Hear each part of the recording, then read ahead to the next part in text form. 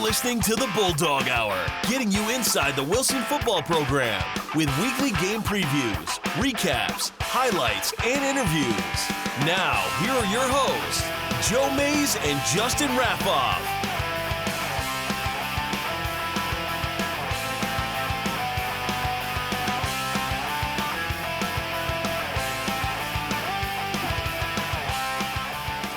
Good evening, everyone, and welcome back to the Bulldog Hour. I am one of your hosts, Joe Mays, and here with me, as always, is my co-host, Justin Raffauf.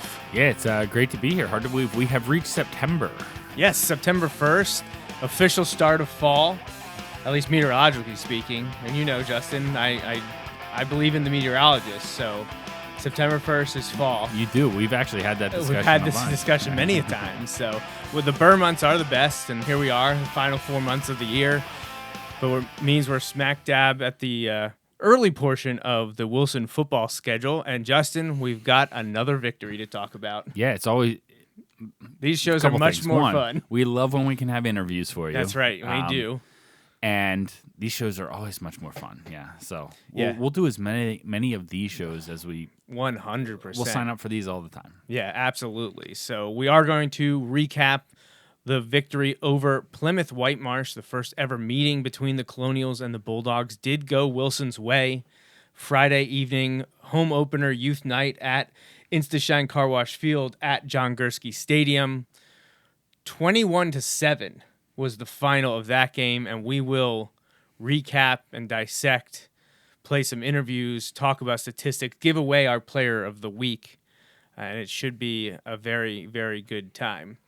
All right, but first off, we want to make sure we thank our sponsors of the program and everything we do here at the Bulldog Hour, including the website, bulldoghour.com. Thank you, as always, to my dad, Bill, at May's Sandwich Shop, as well as White Star Tours for supporting the show this season, season 10 of the Bulldog Hour. Appreciate their support and commitment to this show. And they're not alone. Besides May's Sandwich Shop and White Star Tours, we'd also like to thank the Miller family and our two anonymous donors. And there are a variety of ways you can help us here at the show. Obviously, sponsorships are great. In-kind donations are always appreciated as well. Also something, Justin, I don't have a slide for anymore, but we can mention it. It's your favorite. Yeah, like and share. Yeah, we like hearing feedback. We like spreading the show to those that might be interested. So let people know and let us know that you like it. We also would like everyone to, we love the people that watch live. That's great. I love having interaction. If anyone leaves a comment, I try to see it. I don't always get to it.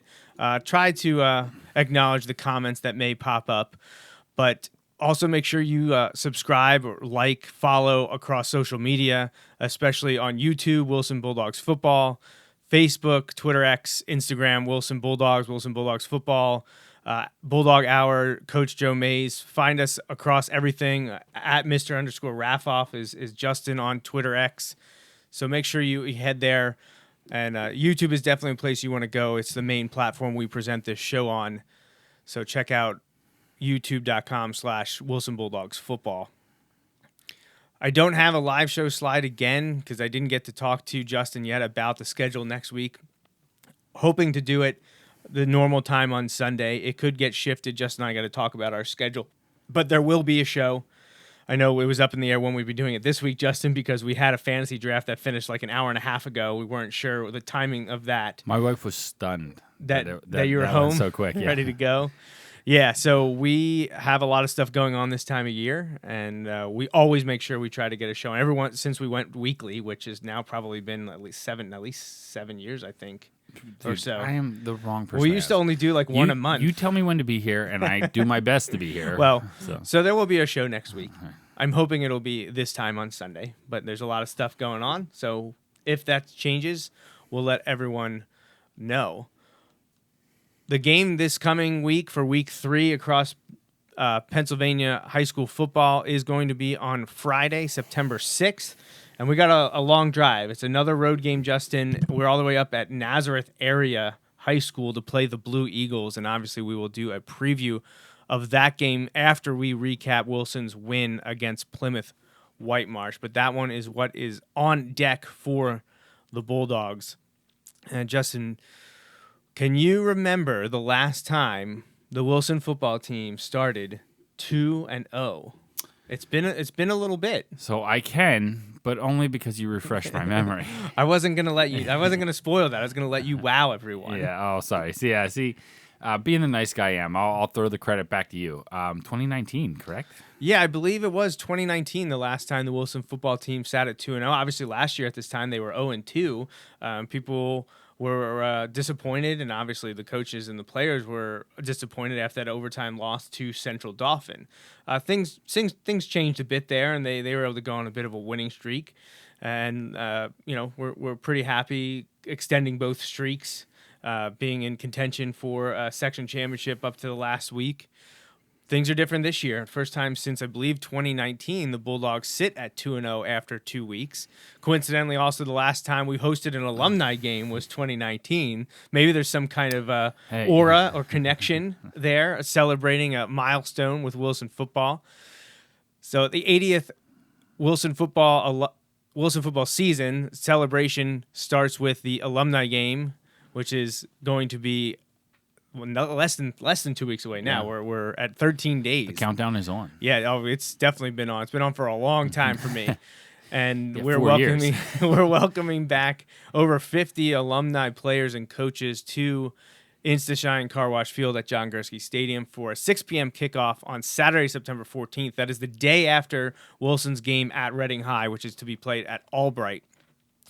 It is Team Doms versus Slemmer Squad again, second time. Slemmer Squad got the better of Team Doms 5 years ago. So I know Coach Doms is out to try to even the score with Jerry Slemmer's squad. The teams are a little bit different. We don't get the same guys to play each time. It's all, who it's to volunteer their bodies to go through that and pay the registration fee to make a little donation to the football program and help us pay to set up the game. So we are looking forward to that very much so, and it's coming quickly. A lot of the finalizations are being done. I'm picking up game shirts this week, and I have to start sorting those. We just finalized the menu for the post-game reception for returning alumni players and coaches, and it's going to be a lot of fun. We're very much looking forward to that. And we got a nice turnout again. And I had thrown up this roster a few weeks ago, put it up there again. We hope everyone will be able to join us. Admission is free. There will be some concessions in Wilson football apparel, and the youth are joining us. So that's the plan. We want to try to encourage as many Van Reed and Lincoln Park players and cheerleaders to come out and do the same thing that they did last night at the, or not last night, 2 nights ago, at the youth night game where they formed the tunnel and welcomed the current squad onto the field. We'd like to do that for the alumni. I thought that would be a cool addition to the game this time around. Hadn't done that before, and should be a lot of fun. So again, that's Saturday, September 14th, kickoff at 6 o'clock, but try to be there by 5:30. That's when they'll start announcements, and we'll get things rolling. We'll have the national anthem, trying to put together an alumni pep band. So really try to evoke that Friday Night Lights feel and give the alumni players something exciting to play for. And some of our current coaches, Ernie Walber, Jerry Palm, and Chad Henney, are assisting Coach Doms. And Jerry Slemmer will be joined by his brother Harold and Steve Yeager as well on the sideline for Slemmer Squad. So it should be a lot of fun. All right, Justin, let's dive into this Plymouth-Whitemarsh game and talk about your 2-0 Wilson football team. I know a lot of people weren't quite sure what to expect, both from Plymouth-Whitemarsh, because we've never seen them play a Wilson football team, and what to expect from the Wilson team. Because, yeah, sure, they won in week 1, Saturday at Cheltenham, but it was a weird game. It felt like Wilson maybe should have been up by a few more scores, kind of let them hang around. It was hot and humid, and people were cramping from both teams left and right. Just felt like that Wilson couldn't put it away. Wasn't playing a complete game. Almost the exact opposite probably could be said about Friday night. I think everyone from the coaches and the team to the community watching were pleasantly, I don't know, surprised, but like very pleased with the way things went because it was a giant unknown.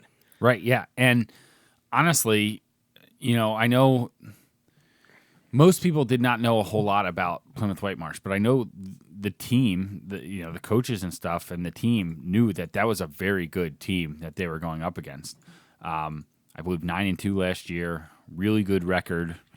Returned a lot from that team, so they're experienced. They had some big guys. They have some really good athletes, and it was a tall task. And you saw us kind of like slug it out early, but I thought, I liked what I saw from the defense in terms of getting in there and being physical and making the tackles and doing good things there. And the offense, again, it was tough because of just what Plymouth-Whitemarsh is able to do on defense. Again, being physical and all those things, but I thought the offense got their footing and then started to be able to do things effectively against a really good team that shut out their opponent last week. I think and again, that's a bit of an unknown because I know nothing about like Upper Marion, in terms of I know their football field, but I do not know their football team. Right. But when you look at it, that team that went 9-2 last year, returned a bunch, ran for over 400 yards, and we talked about this last week. Over 400 yards on 40 carries, so they were averaging over 10 yards a carry on 40 carries. Like, that's absurd. Like, I don't know that I've ever seen that. You see that more than 10 yards. Like, that happens in high school. I don't want to say all the time, but that's a regular occurrence because you'll have a kid break a couple and you get those big runs, and there you go. But to do that on 40 carries is amazing. Mm-hmm. And yet, and we'll talk about it later, we held them well below that number. Yeah. And it was a big step in the right direction, I feel like. And again, we talked about it after the first week, some of the guys stepping up and playing into those roles. We saw it again this week. Some guys who are getting their chances and are stepping into those roles and doing well and making big plays. And that's what it's going to take all season. You can't let week 2 be the best you play. You need to keep building on that. But I thought you want to get better from week 1 to week 2. And watching that game, it would be really hard to find an area where we didn't get better from week 1 to week 2. Yeah, it was a strong overall, all-around performance. Offense took some time to get going and moving, but then got the job done. Right, and I know that's tough to say because we scored fewer points than we did the week before, but it's all relative, and that, I don't know. Those were, and I know the offense only scored two touchdowns, but those are well-earned touchdowns. Well, playing a better opponent, better team all around. Cheltenham had some flashy parts, but wasn't completely put together well enough to test them across the board. Certain areas for sure. Absolutely. But all 3 phases, Plymouth-Whitemarsh felt like the better team, better opponent to date.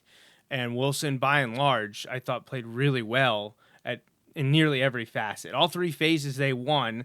Maybe struggled a little bit. Special teams, we saw the block punt there in the second half. Have to clean that up. But offense got the job done, and defense was spectacular. There was a little bit of confusion in the middle end of fourth quarter. Yeah, one play. That Wilson ended up getting beat and giving up the touchdown. But other than that, there were a few decent-sized plays, but nothing that was backbreaking, nothing like we saw at at Cheltenham the other week where we were shutting them down and then had miscommunication or a mistake on coverage and gave up big plays to convert on third down or touchdowns. So that wasn't the case this week. So very, very strong showing overall. Obviously, Youth Night, I have my pictures rotating through so you can see the players running onto the field through the player and cheerleader tunnel. So super, super happy with the way that game went. So let's take a look at our statistics now and dive into the game more in depth. All right. Okay, so team statistics we're talking about here. You said it on Friday night, Justin, kind of an almost like an old school type of high school football game. Not a lot of yardage or points, fairly modest, 21-7 was the final favor of the Bulldogs. First downs, Wilson actually only ended up with 10 to Plymouth-Whitemarsh's 14. And net yard rushing, this was the big one, Justin, because you mentioned Plymouth-Whitemarsh averaged over 10 yards a carry in their Week 1 victory over Upper Merion. They rushed the ball 40 times for over 410 yards. This week they rushed 30 times, but only netted 93. So the Wilson defense, especially that defensive front, really limited what the Colonials could do. 3.1 yards a carry isn't too bad, but under 100 yards total is fantastic. Without knowing their schedule, it's impossible to really do. I would be willing to bet that, like, honestly, they have 8 more remaining games. I would say they probably go over 100 yards rushing in at least 7 of those 8 games and probably 8 of those 8. You know what I mean? Like, it's just that team is going to rush for more than 100 yards a lot, and we held them under 100 yards. That's really good. Yeah, it was actually excellent. So, I knew the defense had played well. I didn't realize they had held them to under 100 yards. Right, When you handed me the stat sheet when we were getting ready to do the interviews, I was pleasantly surprised that was the case. And I know once we relayed it to the players, they were very excited as well. Wilson ended up net rushing over 132, a little bit higher average per rush at 3.4. Did not break 100 yards passing, though. Ended up just with 47 for the Bulldogs on 7 of 13. Plymouth-Whitemarsh, the team not known for passing, ends up with over 100. Playing from behind will sometimes force that to happen. They get 125 on 14 completions on 28 attempts. And, of course, they had that one interception that Maddox Gruber stepped in front of and returned for a touchdown, which I don't want to say sealed it because it was still, midway third, end of third? I think it was like towards the end of the third. End of the third quarter. First drive took up almost like 2/3 of the third. It was excellent. That's one way to make sure you're going to come out on top at the time of possession. And Wilson started really strong in third quarter with that. So Maddox Gruber gets the pick 6 and puts Wilson up 21-0 in the second half. So total offense, Plymouth-Whitemarsh actually had more, 218 to 179, ran just a few more plays, 58 to 52. Wilson was penalized more, 7 times for 45 yards, 4 for 35 for the Colonials. And possession time, really close, pretty even. Plymouth-Whitemarsh dominated possession in the first quarter by a lot, but Wilson edged them out in the second, third, and fourth. And both teams struggled a bit on third downs in this game, 3 of 14 for PW, 2 of 12 for Wilson. But both teams actually had more success on fourth down. Plymouth-Whitemarsh converted 50%, 3 of 6, and Wilson was actually over 50% at 4 of 6. And a few of those plays helped decide scoring drives for Wilson. So absolutely great execution when it really, really mattered. Wilson did score both times they were in the red zone. So they were able to sustain drives and finish drives. Did not give up a sack. Maddox Gruber was not sacked. He was certainly pressured, and his athleticism allowed him to get out of it, but he was never pulled down behind the line of scrimmage. Wilson's credited with 2 sacks on the night. But yeah, all around, really, really great team win. Maddox was the leading rusher, tied with Corell Akings. Both of them rushed for 57 yards. And Corell did get in the end zone for another touchdown. Maddox was 6 of 12, passing for 40 yards. And the score, which went to Jaden Carpenter, his first varsity touchdown. So congratulations to him. He finished with 2 catches for 29 yards. That was a great play, too. Yeah, because he caught it about around the 10, I want to say. Right around the 10, coming across the middle and turned it up. And loaded his some shoulder. Defenders waiting. Yep. And he made sure he got in the end zone, which was awesome. Yep.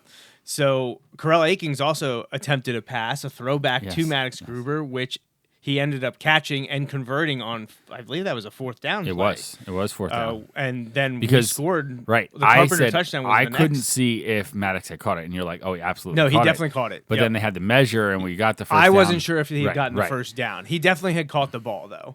So I only knew that he got it even on the measurement because none of the Plymouth-Whitemarsh players that were right there started jumping up and down or anything. Like I was like, oh, that's good for us. So Corell had 2 catches. didn't actually end up gaining any yards overall. Maddox had the catch for 7 yards. Monty Greer had a catch for 6, and Mike Glover had a catch for 5. So not very active in the air. Got things done on the ground when necessary. Defensively speaking, this is where there are some standouts here. Once again, excellent defensive game plan all around. You'll hear the players talk about that. Christo Hunsaker had the second most tackles this week. We heard his name, and he was the Tobias Frog coach's MVP on defense last week. He ends up with 8 total tackles, 1.5 for loss. Chase Herb, who actually missed time in the game, just cramping up, 6 tackles from his safety spot. Cam Zulinger, again, 2 tackles for loss. Chase Herb also had a pass breakup. Mel Gaston made his moments count. Yes. He ended up with three tackles, 2 breakups. And at a big time, he really came through and got some heavy pressure on the quarterback. Yeah, never officially awesome. took him down for a loss or a sack, but he was credited with pass breakups because each time he forced the quarterback to make an errant throw. Right, which is... I Just don't want to say it's just as good, but it is. Close. It is, right? Close. Like, it's as close as you can get. And at a huge time in the game. You're not losing the yardage, but you're disallowing the pass and forcing a change in downs. So, yep. Monty Greer had 3 tackles. Ethan Harding, before he left with an injury, had 2 tackles, including 1 for loss on a sack. Jesse Etchberger contributed the other Wilson sack. But it's one player jumping out here that we didn't even get to mention yet. But I think, Justin, he's going to be our player of the week for his efforts. And we're also going to get to hear him when we play the player interviews here shortly. So our player of the week for Game 2, home opener youth night versus Plymouth-Whitemarsh, is going to have to be on the defensive side just for the way he performed. He was everywhere. And it's going to be sophomore linebacker E.J. Brownback. What a game from him. I feel like Mr. Venino was saying his name every other play.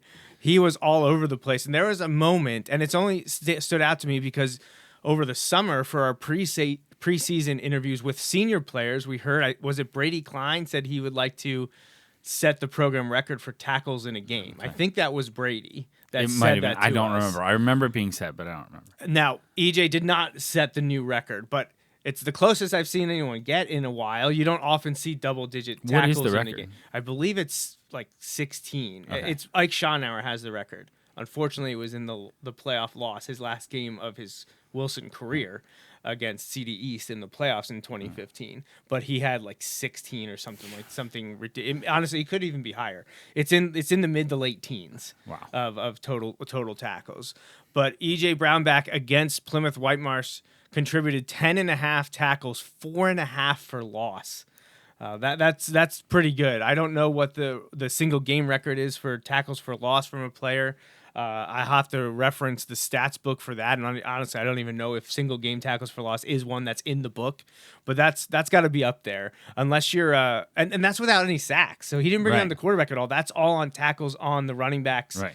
And they had some speed. They did. They had some speed getting to that edge. But man, yeah, he was flying around. He was constantly. The one that stands out to me, and I actually think if you're watching the show and you see the pictures I have up of the Player of the Week graphic, the one where he's jumping up and down after just celebrating, I believe that was on the screen they attempted. Yes. And because they had blockers set up, I was like, yes. "Ooh, this might not be good." All of a sudden, EJ just slices through all of them and tackles the guy, I believe, for a loss. Yeah. I thought they were going to get positive yardage on that play because it looked like they had it set up, but EJ was too quick.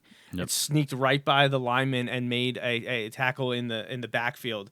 It was an excellent play in the first half, and what a phenomenal game from him all around. Just another stellar defensive effort. Brownback and Hunsaker combining for 18.5 total tackles, 6 tackles for loss. So very strong on the inside, looking good. Brady Klein, not credited with a lot in the game, but he was there often, flying around, making plays, making things happen. Same thing with Ethan Harding. We mentioned his name. I know he missed some time in the second half with an injury, but linebackers kind of going more like throwback 4-4 style, having 4 linebackers out there kind of felt nice. I like seeing that. Yeah. Hopefully that's part of the game plan against heavy rush teams in the season going forward, because obviously right now it seems to be a Wilson strength. Yeah, and it is one of those where it was hard to gauge what we were going to get out of that first week because I knew the style of team we were playing is just so vastly different. But I did have a good feeling, but it's just I just wasn't sure how it was going to go. But yeah, I was really pleased with how guys across the board stepped up and made plays and and adapted on the fly. Like, and I talk about this when I'm watching baseball all the time. It's not always like how many, sometimes it's when, right? And so like in the biggest moments, Wilson made the biggest plays. Yeah. And that says a lot. It says a lot. And it's not always the same guys. It's a bunch of different guys, and you make a lot of those plays, the plays that matter. Well, I guess they end up mattering because you make them, right? Like that's how that works. So, hopefully that's a trend that continues for not just a few weeks, but maybe a couple months. Yeah, defensive game plan probably going to be different this week. Yeah, I don't think they're going to be rolling 4 linebackers after that often against Nazareth Area. That would be a bit of a surprise. Well, yeah, we'll get to that, but would you want to congratulate EJ Brownback on an excellent game? Excellent game from the defense. Coach Wolber and his fellow defensive coaches did an excellent job prepping these guys. And, well, you're going to hear them talk about the game plan. Let's find out how the players prepared for the Plymouth-Whitemarsh game. We talked to 4 more Wilson football players after the win versus the Colonials, and we're going to take a listen to that right now. All right, we're joined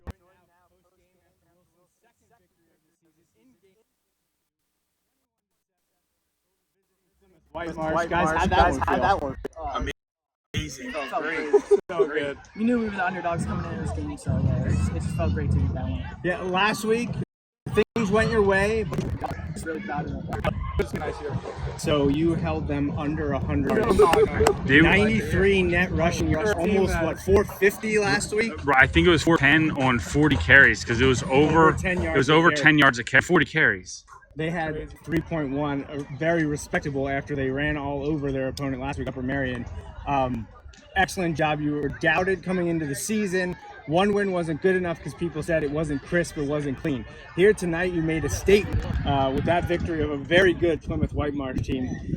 Absolutely all around. Incredible from our linebacker, Crystal Hunsiger. You were all over the field tonight. Was that something that in the preparation this week, something in film, or tell us what was going on tonight with you? We watched so much film this week. This might be the most film I watched in my life. But for a team that runs around like 5 run plays and we watch that film, we know what we're doing. You had 10.5 tackles tonight, 4.5 for loss. I think Tobias Frog, defensive MVP, could be in the running for sure. But there's a gentleman over here who put the game kind of out of reach near the end. The game. Maddox, walk us through your interception.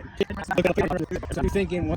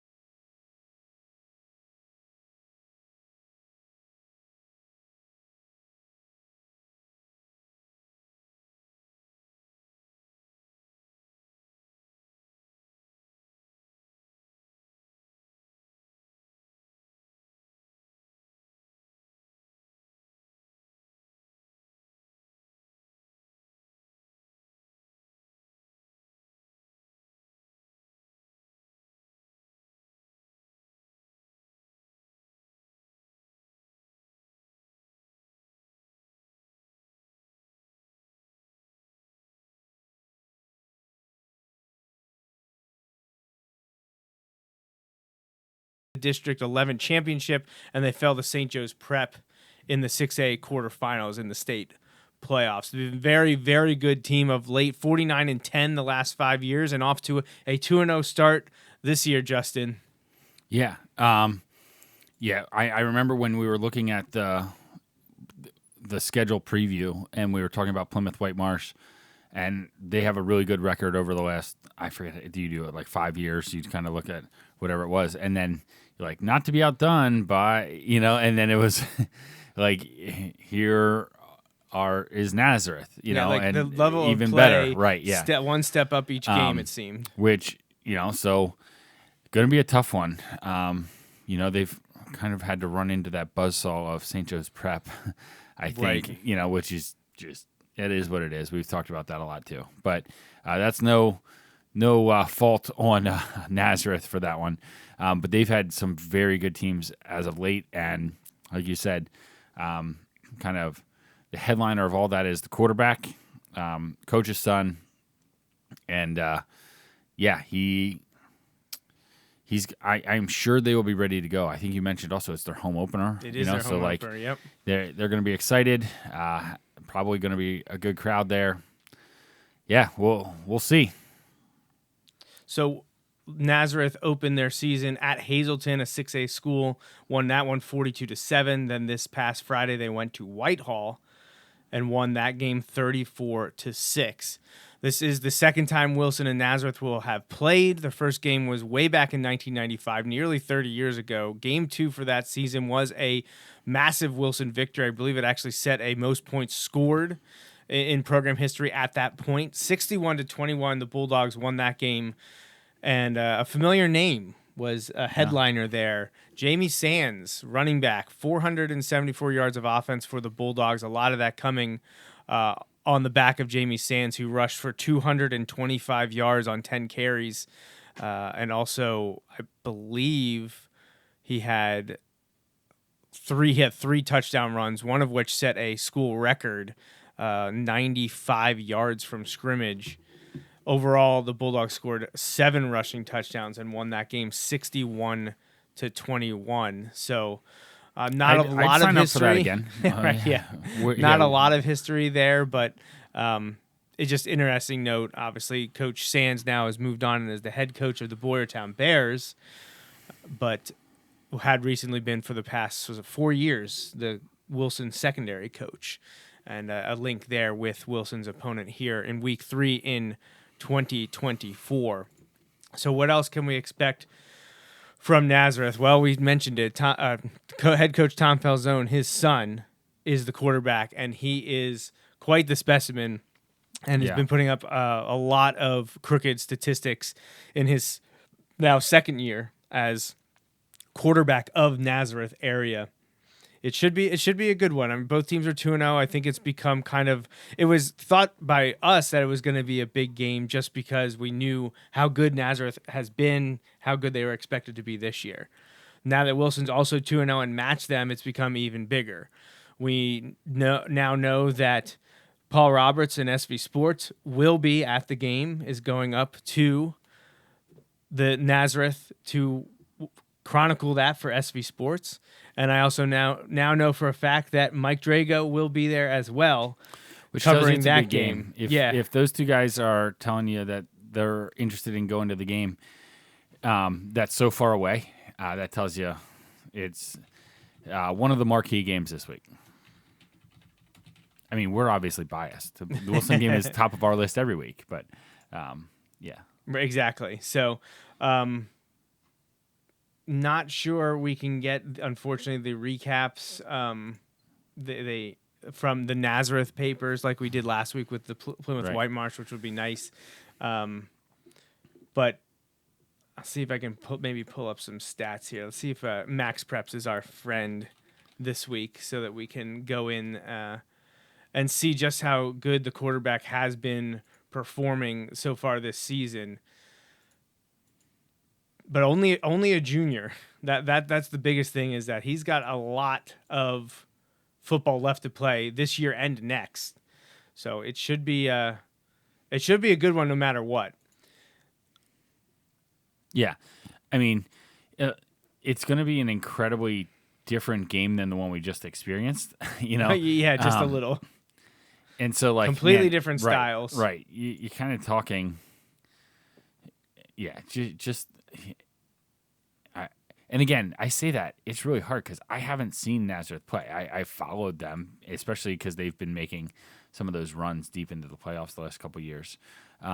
So, like, you see them on the news and all of that stuff. But and then with the big time recruits, you start to hear about all that. And so anyway, it'll be interesting to kind of see how it plays out. However. I can guarantee you it'll be a very different game than the one we just experienced. Yeah, for sure. So, unfortunately, no stats entered on Max Preps. Seeing if I can maybe pull up this video from their game against Whitehall. There's something going on. We'll see. Is this an ad? We're putting ads before high school highlights because, I'm sure that's generating them a lot of money. Oh, CBS. All right, here we go. Huddle game recap from Nazareth Whitehall. Take a look at the Nazareth highlights here. As we just tell you, we can see. Yeah, I've heard the quarterback can run, and will run. That was not the quarterback. No, there, that is their running back. But that is number 34 for them. Oh, that was probably a penalty. Yes, as the referee just words. Yeah, so their spread option, read offense. They're going to. Honestly, I feel like they're probably going to be similar to maybe Manheim Township, especially last year when they had Johnson and Kennel. Still had Clancy, and obviously Clancy's looking pretty good. But there you can see the arm of the quarterback. Made the catch even with guess that was pass interference as well. Yep. So the secondary is definitely going to be tested more than they were tested this past week. You can see the zone read concepts there. Quarterback is a righty wearing number 11, but like Justin said, he can also run. So he's going to make this defensive line work to keep him contained. He's going to make the linebackers work on the zone read, and obviously he's going to make the secondary work with his arm. And here you can get once again see him using his legs to convert against Whitehall. Now they're up big at this point, and he's throwing a little screen, which was very close to being in front of the line and would have been illegal blocking downfield. That was very close, but I don't want to say dual threat as in he's someone who's going to try to beat you with his legs, right? But he has the ability. Can. Yeah, right. He's going to be more of a pocket presence, but he runs that zone read well for that offense. Right. So you can't just sit there and drop everyone because he'll just, we saw it there when it looked like Whitehall did that a few times, and he's like, "Oh, you drop 7 or 8 back, I'll just run for 11 yards and a first down." So. And it looks like number 34, Marquez Wimberly, is the running back and defensive back for them that we saw in those highlights.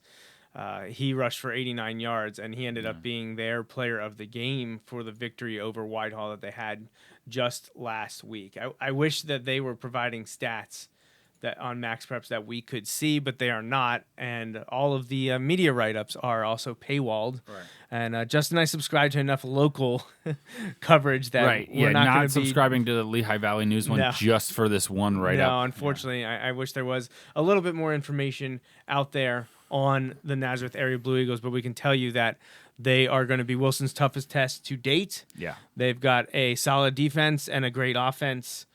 And it's going to be a battle, and it's a big one. It's probably going to be featured in state previews of big games this week. Would be my guess, just because of the history recent for Nazareth and overall for Wilson, that this is a kind of a marquee non-league matchup early in the season.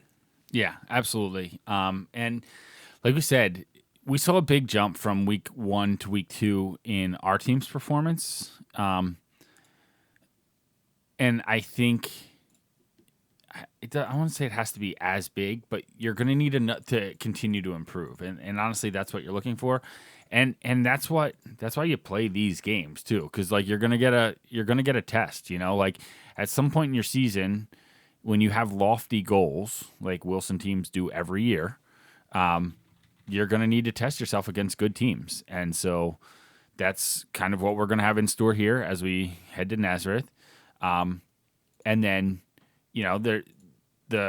we hit some different levels of teams throughout the whole season, and then it ramps up again, into those teams that are competing for district championships, and so, hey, Wilson wants to play with those teams. You gotta play with those teams and rise to the occasion. Right, exactly. It'll be a good test this week, just kind of see where we stand as of week 3, and so we'll go from there. But to go back to it, I know I've said it a number of times.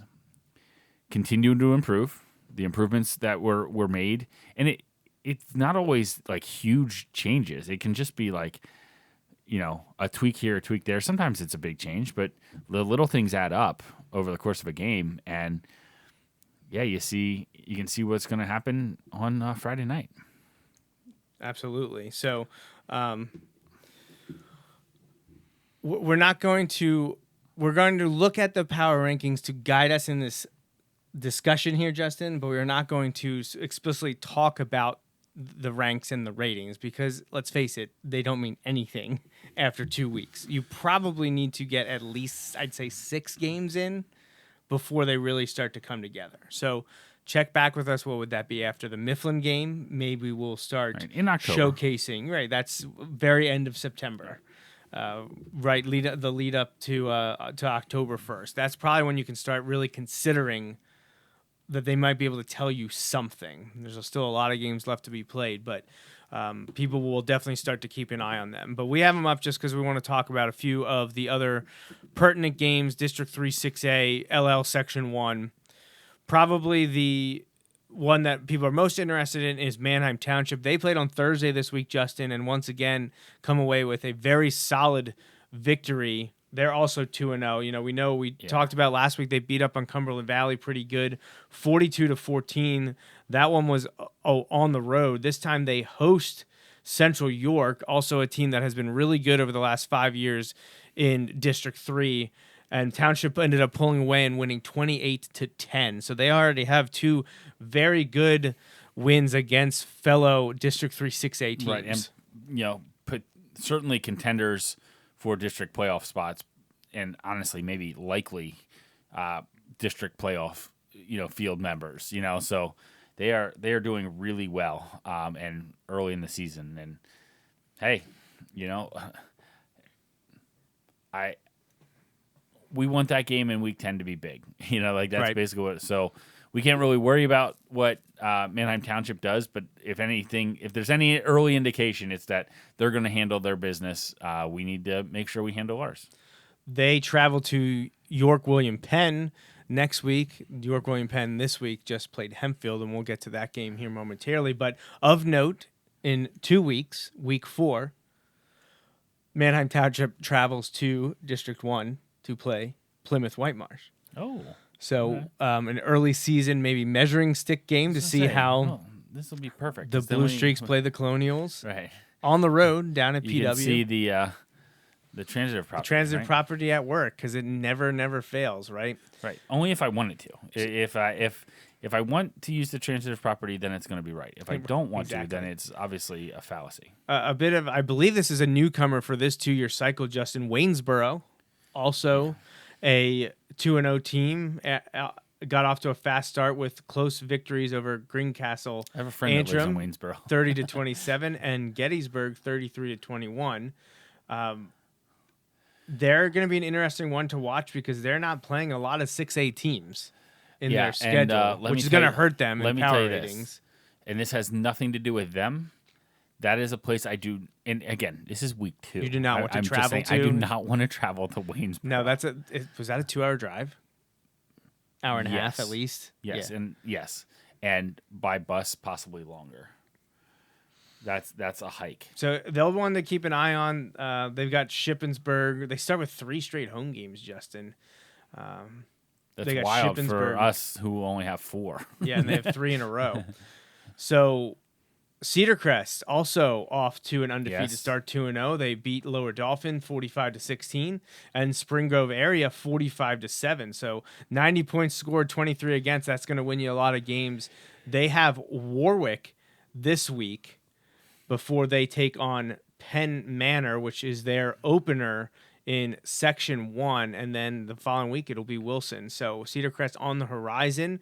I think they have a very good chance of being 4-0 when they come to Gursky to play the Bulldogs. So that's one to definitely keep an eye on. Other undefeated teams in District 3 6A as a new face this season. Cedar Cliff Colts back up in 6A, and they are 2-0 after a 50-30 win versus Redland in week 1. And just this past week, I believe in overtime over Central Dauphin 21-13. So the Rams are struggling. Cedar Cliff got the better of them. Cedar Cliff plays CD East, another D3 6A team here this week before traveling to Bishop McDevitt. And that's a big one. I guess I will jump around and go down to the 22nd ranked team in our power ratings. They didn't enter their win yet, so they get a pass. But Harrisburg, and they got off to a slow start, getting demolished by LaSalle College High School in week 1. However, they made a statement just yesterday. Yeah, they did. At Bishop McDevitt, winning that game in overtime against Stone Saunders, the Kentucky commit at quarterback, someone who's looking for another state title before he leaves the high school ranks. And Harrisburg went in, remember, without Sean Lee. And without Kevin Brown. Right? And without a Penn State commit, Kevin Brown. Right. So missing 2 key pieces, one that will not be there at all this year. 2 Power 4 recruits. Right. Arguably your 2 best players. Quite possibly. Koch is a very good wide receiver. Right. And I don't mean some big plays. I don't mean that as a knock on him. That was just meant more of but certainly 2 of your top 3 players. Easily, yeah. And especially by name. Right. Yeah. So they made a statement by beating Bishop McDevitt. And they were down double digits in the second half, I believe, and came back and won that game. So you heard me mention CD East. They are also undefeated, 2-0. They beat York William Penn in week 1, 40-6, and came back just this last week, beating Chambersburg 50-2. But they get to tussle with Cedar Cliff. So one of the undefeated teams is going to drop here out of the ranks just this week. And the last undefeated team in 6A right now is Dallastown. Dallastown beat Hempfield in week 1, 28-9, and then shut out Penn Manor this week, 28-0. So right there, 2 LL1 teams falling to the York area stalwart that is Dallastown. They'll be making noise, and it'll be an interesting one this week, Justin. They host Mannheim Central, who is coming off of a loss to Ephrata. Right. So very interesting. Obviously, Dallastown still gets to tussle with Central York, York William Penn, and Red Lion. That's at the end of the season. That's the rivalry game. But Dallastown is one to keep an eye on as well. We mentioned Cumberland Valley. They lost their opener to Manheim Township, but turned around and shut out Carlisle 35-0, getting their first win. Reading also in the win column now. They got the Battle of the Border trophy back in their hands after beating Muhlenberg 34-20. Governor Mifflin had that nice shutout victory in week 1 against Pleasant Valley, 35-0. Staying with the PV theme, they went to Perkiomen Valley and lost 31-14. So down went the Mustangs. Chambersburg, just mentioned they lost this week to CD East, but they won in week 1 against Gettysburg, 24-17. So there's a little bit of a trip around District 3 6A. Well, let's mention McCaskey here because they got a big win in week 1 against John Bartram down in Philadelphia, 41-14, but could not handle Conestoga Valley this week on the road. Conestoga Valley. That Conestoga Valley has now beaten 2 6A schools. Yep, 55-6 Conestoga Valley, and they are a 5A school, but they are off to a hot start with 2 wins over 6A programs, beating them by a combined score of 90-6. They've got a big one in 2 weeks against Ephrata before they finish the season. Well, second to last season. That could be a huge game at Exeter. So, man, they've got they've got a couple big ones left. So we shall see. But there's a little bit of a trip around District 3 6A just to see where everyone's at after 2 weeks. And we will always take the time at the end of the program, if there's some time left, to talk about that. So, very good week from the Bulldogs. Honestly, Justin, I feel like it may have been quite possibly the best win the team's seen since some of those games at the end of 2021. Obviously, that Central York upset against Bo Prabula's Panthers on the road. Like, that was a statement victory. That one felt amazing. Yeah.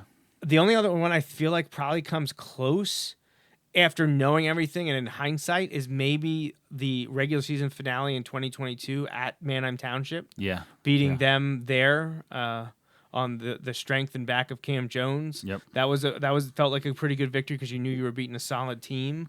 But otherwise, I feel like Wilson's struggled in the games that were toss-ups. We've been beating a lot of teams that we are expected to beat. And then the games that people are like, I don't know if the Bulldogs can win this, they haven't been winning. Right. So this was a great one because we were doubted. The players and coaches were doubted as to whether they could win this game. You think I'm lying? Go check out Mike Drago's Fearless Friday football forecast because I was in the minority picking the Bulldogs to win this week. So thank you to the Bulldogs for proving me right. Helped you climb up the standings. That's right. I am now, I believe, tied with Lancaster Newspaper's Jeff Reinert after 2 weeks. I had a pretty good week, won the week overall, and now tied for first place. So it'll be interesting to see what happens this week. But I'm rolling with the Bulldogs in their showdown with Nazareth. Hey, absolutely. Which is going to be, should be a fantastic game. Or I hope it's a fantastic game. And if it is a fantastic game, even if Wilson falls short, it will just prove that the team has gelled and improved and can be a force in Section 1. Right. And in District 3 6A. Yep. Because you're hanging with Nazareth and competing with Manheim Township, the two teams that are thought on the schedule to definitely be better than the Bulldogs entering the season. Honestly, you could probably throw PW up there too. Yeah. So it'll be very, very interesting these next 2 weeks. There's a couple matchups around the District 3 landscape that should really give us an idea of where these teams are. Obviously, transitive property, not always the best barometer, doesn't always work. Teams match up differently, but having some common opponents will be nice to compare and contrast as we approach the midway point of the season. Yep. So want to remind everyone that, we'll be back for our next episode, the 8th episode of our 10th season next weekend, probably Sunday evening, hopefully around this same time. Stay posted for that. But also, again, the biggest thing is the alumni game coming up in 13 days, Saturday, September 14th at Insto Shine Car Wash Field at John Gursky Stadium. Pre-game stuff start at 5:30, kickoff at 6. So, Justin, anything else you want to say or point out? No, I hope the team continues to improve each week. It's going to be a test this week, but it's a good barometer, like you said, for kind of where we are in week 3. So, all right. Well, I think that is it from us. We'll see you back in 1 week's time. For the Wilson football program and Justin Raffauf, I'm Joe Mays. Remember, until next time, go Bulldogs. Thanks for listening to this week's episode of the Bulldog Hour. Want more Wilson football? Follow the show on Facebook, Twitter, and Instagram. Subscribe to the podcast on iTunes and SoundCloud. Or visit www.bulldoghour.com. The Bulldog Hour is a featured program on jmnjrradio.com.